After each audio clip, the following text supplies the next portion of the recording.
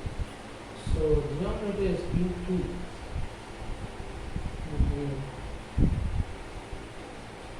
Okay. இன்னொன்று உங்களுக்கு சொல்ல மறந்துட்டாங்க, குவிக் ரேஷியோவில் வந்து டினாமினேட்டர் நம்மளுக்கு 1 வர வரைக்கும், ஏன்னா சிங்கிள் டிஜிட் 1 வர வரைக்கும் நம்ம இதை சிம்பிளிஃபை பண்ணலாம். எப்படின்னா 3 கண்டுபிடிக்க எப்படி 1.5 + 1.5 3. ஓகேங்களா? இப்போ 1.5 அப்போ இதில் வந்து 1.5 போட்டுருவோம். இஷ்டு 2 கண்டுபிடிக்க 1 + 1 2 அப்போ 1. இன்னொரு மெயின் உங்களுக்கு சொல்ல மறந்துட்டேன். இப்போ குவிக் அசெட் எப்படின்னா உங்களுக்கு ரேஷியோ வந்து சில நேரத்தில் வந்து 3:2, நீங்கள் ஆன்சர் வந்து 3:2 இருக்கணும். இது தப்பு. டினாமினேட்டர் 1 வர வரைக்கும் நீங்கள் சம்மு தான் கரெக்ட். டினாமினேட்டர் 1 வந்தால் சம்மு கரெக்ட். உங்களுக்கு வந்து டினாமினேட்டர் 1 வரலை. இப்போ நம்மளுக்கு வந்து 3யும் 2 தான் வருது. இப்போ 3 2 வருதுன்னா டினாமினேட்டர் 1 வருதுன்னா 3 வந்து நம்ம எப்படி பிரிக்கலாம்? 1.5 1.5 3, ரைட்டா? அப்போ 1.5. இப்போ சின்ன வயசுல நம்ம எல்லாம் படிச்சிருப்போம். 1.5e × 1.5e + a.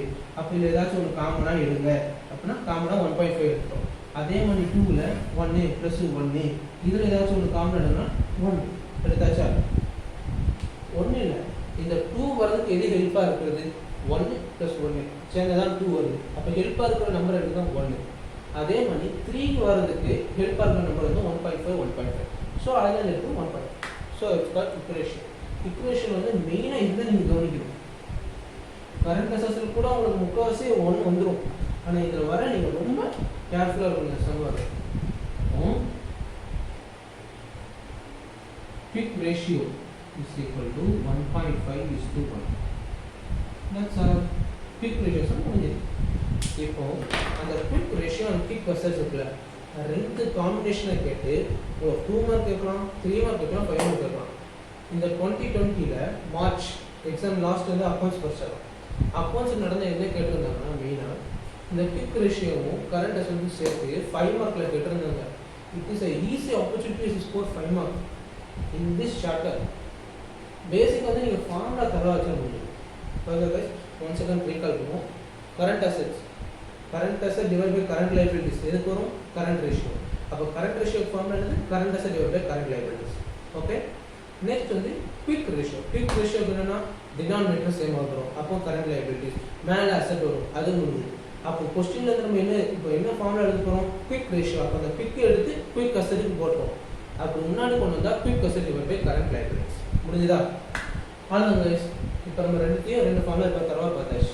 இப்போ என்ன அடுத்த 3 ஃபார்முலா இருக்குது, அதை இப்போ பார்ப்போம்.